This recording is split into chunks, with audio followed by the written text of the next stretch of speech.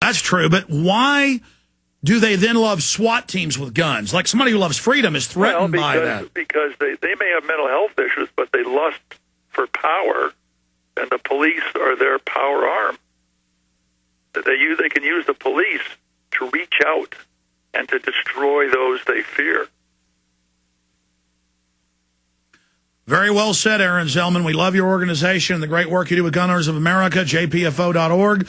We'll talk to you again in the near future, and your website is a treasure trove of facts to deprogram people. The good news is most liberals I know are no longer liberals. They're patriots, and they're all buying guns and training and loving it and have broken their fear. And once they go out and shoot, they laugh at their previous fear. You're seeing that too, aren't you? Absolutely. Yeah, they learn the fun of a gun, and they learn that self-defense is a very good idea, and that being a coward is not a good idea. It is so satisfying that I've got firearms. I'm not afraid. I can't imagine not being armed and that being castrated and weak. I mean, I'm here. I'm armed. I'm red-blooded like my ancestors, and I'm not a slave. Aaron Zelman, we appreciate you, fellow patriot. Look forward to talking to you again in the near future. Be well, Alex. Take care. We'll be right back. I'm going to play a clip from New Orleans with them confiscating guns using the Army. Then I'm getting into the election in Massachusetts. Okay, coming up, I'm going to get into all the other news we haven't even covered yet. But this Second Amendment issue is central. The government can't get our guns through unconstitutional laws, so they just do it by hook and by crook. That is tyranny. That is illegal. And what's happened in Austin is criminal on so many fronts. It's an open and shut case. And the people are fighting. Now, I want to remind you, and there's a bunch of these video clips. This is ABC News. From back during Katrina, 2005, September 8, 2005. And notice the propaganda. They talk about getting people evacuated. They got a lot tougher.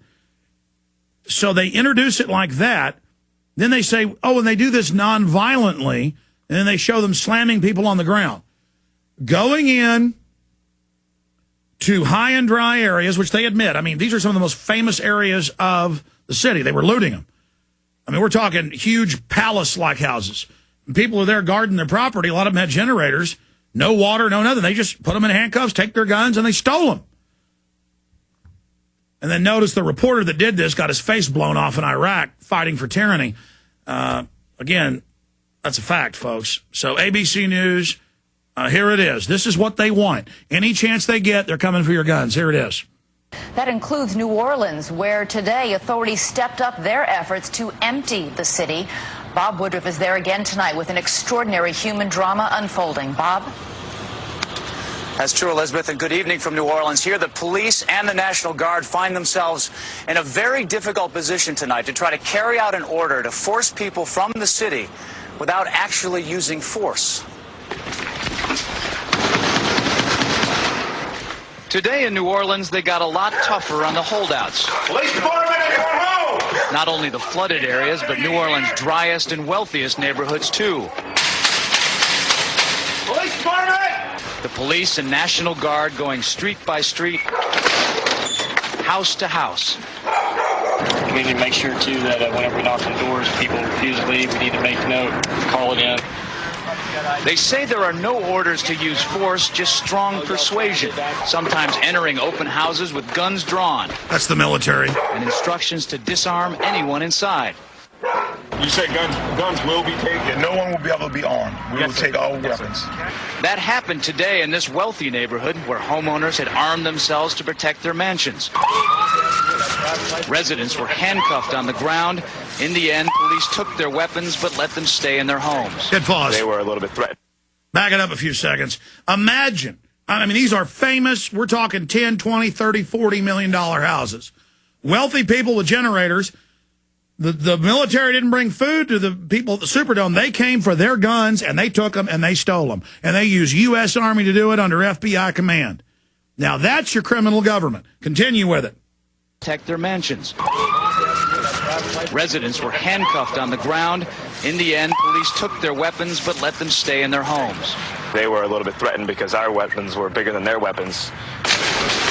For many of the police and guard troops, it is an uncomfortable job to do this in an American city. This guard unit occupied a church, using it as a base camp. They had to leave a note because they could not get hold of the pastor to get permission. It is surreal. That's garrisoning troops. You never expect to do this in your own country.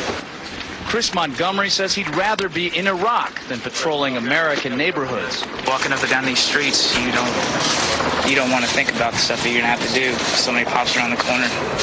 You shoot an American. Yeah. You shoot an American. Give me that gun or you're dead. But we don't use force. We just shoot you. Notice that double thing. We shoot you. We kill you. We put you in handcuffs. We slam you down on the ground when you come to your front door. And all the videos of old women, I don't want to leave my cats and dogs. Come here, lady. Slam her head. Take her gun. You don't have guns in America. We rule you. And the troops will follow the orders to take the guns. If not, they'll court-martial them and line them up.